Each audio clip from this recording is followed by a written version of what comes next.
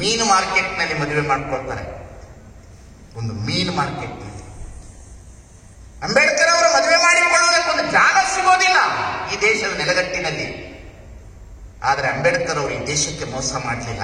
ಒಂದು ಪಕ್ಷ ಅಂಬೇಡ್ಕರ್ ಅವರು ಈ ದೇಶದ ಈ ಜಾತಿ ವ್ಯವಸ್ಥೆಯ ಧರ್ಮವನ್ನಕ್ಕೆ ಬೇಸರ ಆಗಿ ಇಸ್ಲಾಂ ಧರ್ಮ ಸ್ವೀಕರಿಸಿದರೆ ಈ ದೇಶದ ಪರಿಸ್ಥಿತಿ ಏನಾಗ್ತಿತ್ತು?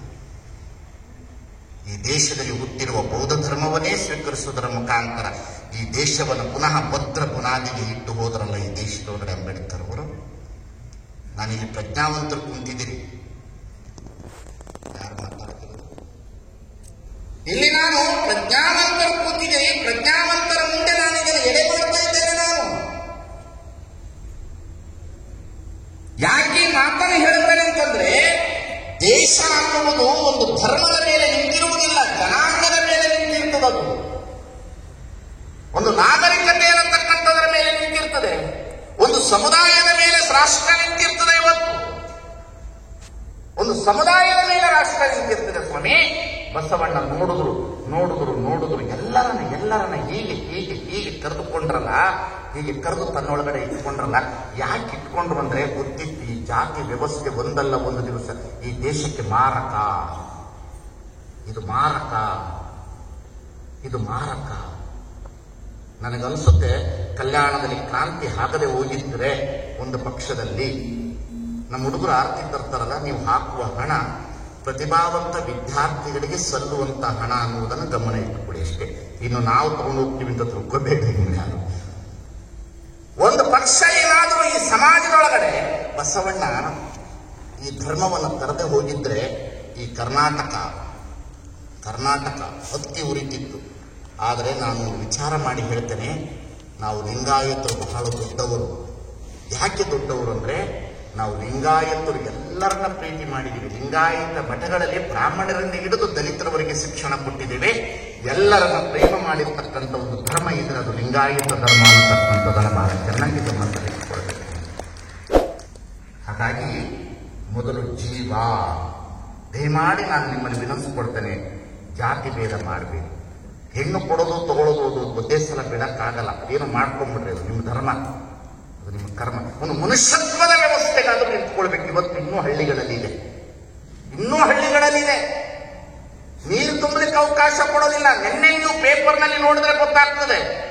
ನಿನ್ನೆ ನಾನು ಓದಿದ ಪೇಪರ್ನಲ್ಲಿ ಸಿಮ್ಲಾ ಅನ್ನತಕ್ಕಂಥ ಊರಿನಲ್ಲಿ ದಲಿತ ಸಮುದಾಯದವರೊಬ್ಬರು ತೀರ್ಕೊಂಡ್ರೆ ಚಿತಾಗಾರಕ್ಕೆ ತೆಗೆದುಕೊಂಡು ಹೋದ್ರೆ, ನೀನು ದಲಿತ ಸಮುದಾಯದವನಿಂದ ನೀನು ಚಿತಾಗಾರದಲ್ಲಿ ನಿನ್ನನ್ನು ಇಟ್ಟರೆ ಸುಟ್ರೆ ಇದು ಅಪವಿತ್ರ ಆಗ್ತದೆ ಅಂತ ಹೇಳಿದ್ರು. ಆ ಮುದುಕಿಯನ್ನು ತೆಗೆದುಕೊಂಡು ಹೋಗಿ ಕಾಡಿನಲ್ಲಿ ಸುಟ್ಟಿರ್ತಕ್ಕಂಥದ್ದು ಇತಿಹಾಸ ನಿನ್ನೆ ನಾನು ಪೇಪರ್ನಲ್ಲಿ ಓದಿದೆ. ನಮ್ಮ ಮನಸ್ಸುಗಳು ಬದಲಾಗ್ತವೆ, ನಮ್ಮ ಭಾವನೆಗಳು ಬದಲಾಗಬೇಕು. ಈ ದೇಶದೊಳಗಡೆ ನಮ್ಮ ಹೃದಯಗಳು ಬದಲಾಗಬೇಕು. ನಾವು ಹೆಣ್ಣು ಕೊಡೋದು ಬೇಡ, ದುಡ್ಡು ಕೊಡೋದು ಬೇಡ, ಆಸ್ತಿ ಕೊಡೋದು ಬೇಡ, ಕೇವಲ ಪ್ರೀತಿ ಕೊಡೋಣ. ಸಮಾಜದಲ್ಲಿ ಪ್ರೀತಿ ಕೊಡೋಣ. ಪ್ರೀತಿ ಒಂದೇ ಸಾಕು. ಬಸವಣ್ಣ ಯಾರಿಗೂ ಹೊರ ಕೊಡಲಿಲ್ಲ, ಹೆಗಲ ಮೇಲೆ ಕೈ ಹಾಕಿಲ್ಲ. ಪ್ರೀತಿ ಮಾಡುವುದು ಬಸವಣ್ಣ. ಬಾ ನೀನು ಬಾ, ನೀನು ಬಾ, ನೀನು ಬಾ. ಹಾಗೆ ನೀವಿಲ್ಲಿ ಕುಳಿತವರು ಜೀವನದಲ್ಲಿ ಬಸವ ಜಯಂತಿ ದಿವಸ, ಅಂಬೇಡ್ಕರ್ ಜಯಂತಿ ಅಂತಂದ್ರೆ ಅದು ದಲಿತರ ಜಯಂತಿ, ಬಸವ ಜಯಂತಿ ಅಂತಂದ್ರೆ ಅದು ಲಿಂಗಾಯತರ ಜಯಂತಿ. ಈ ತಲೆ ಒಳಗಿನ ಹುಳ ಹೋಗಬೇಕು. ನಮಗೇನಾಗಬೇಕು? ಬಸವಣ್ಣ ಅಪ್ಪ ಆಗಬೇಕು, ಅಂಬೇಡ್ಕರ್ ಚಿಕ್ಕಪ್ಪ ಆಗಬೇಕು ಅನ್ನತಕ್ಕಂಥದ್ದನ್ನು ನಾವೆಲ್ಲರೂ ಗಮನದಲ್ಲಿ ಇಟ್ಕೊಳ್ಬೇಕು. ಇದು ನಮ್ಮಲ್ಲಿ ಬರಬೇಕಾಗಿತ್ತು. ನಮ್ಮ ಶಿಕ್ಷಣ, ನಮ್ಮ ಓದು, ನಮ್ಮ ವ್ಯವಸ್ಥೆ ಎಲ್ಲೋ ಒಂದು ಕಡೆ ನಮ್ಮನ್ನು ಬಹಳ ಮೀನ್ ಮೆಂಟಾಲಿಟೀಸ್ ಮಾಡ್ತಾ ಇದೆ, ಬಹಳ ಸಣ್ಣ ತನಿಖೆ ತೆಗೆದುಕೊಂಡು ಹೋಗ್ತಾ ಇದೆ. ಹಾಗಾಗಿ ಮೊದಲು ಧರ್ಮ ಪ್ರಾರಂಭ ಆಗುವುದೇ ಜೀವದ ಮೇಲೆ. ಜೀವಿ ಇದ್ದಡೆ ಕ್ಷೇತ್ರ, ಹೃದಯವಿದ್ದಡೆ ತೀರ್ಥ. ಜೀವ ಎರಡನೆಯದು ಜಗತ್ತು. ಜೀವಕ್ಕೆ ಏನು ಕರೆದರು? ಶರಣರು ಚಿಲ್ಲಿಂಗ.